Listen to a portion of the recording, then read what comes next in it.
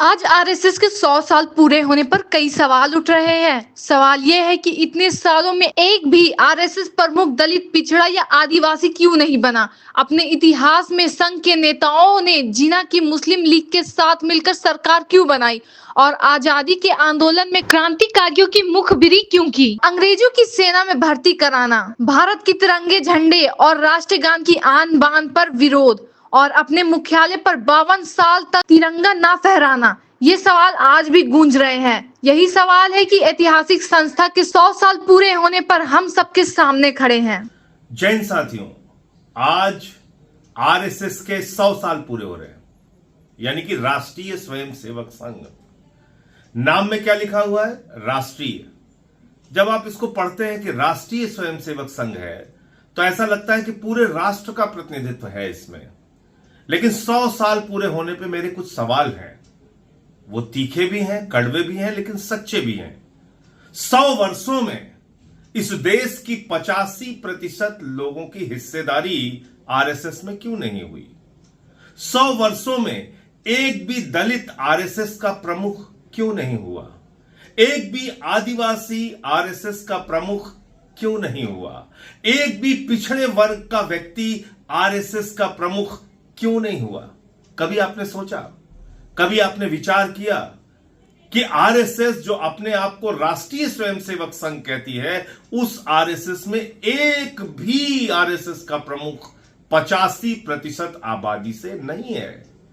छोड़ दीजिए आप, दलित, पिछड़ा, आदिवासी तो नहीं है, एक भी महिला आज तक आरएसएस की प्रमुख नहीं हुई।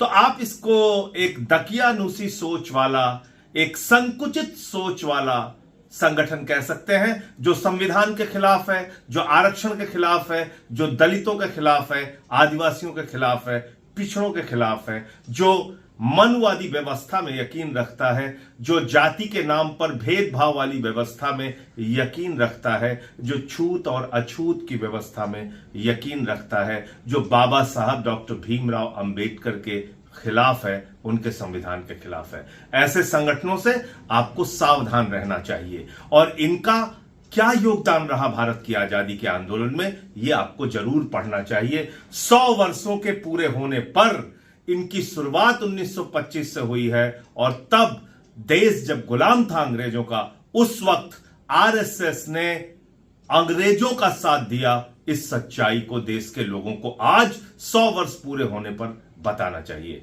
यह बताना चाहिए कि जब द्वितीय विश्व युद्ध हुआ तो अंग्रेजों की सेना में भर्ती करने के लिए आरएसएस के लोग हिंदुस्तानियों को प्रेरित कर रहे थे और कह रहे थे, अंग्रेजों की सेना में भर्ती हो जाओ, अंग्रेजों का साथ दो।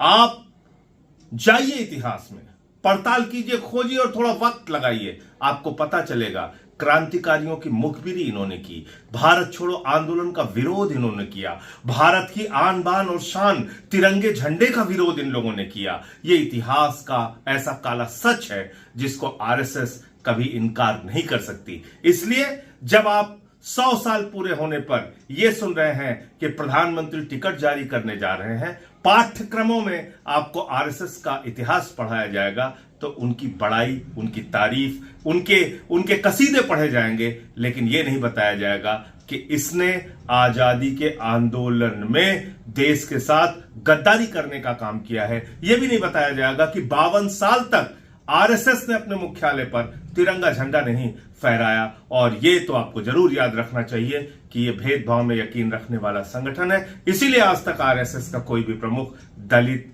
पिछड़ा, आदिवासी या महिला भी नहीं हुआ। जय हिंद।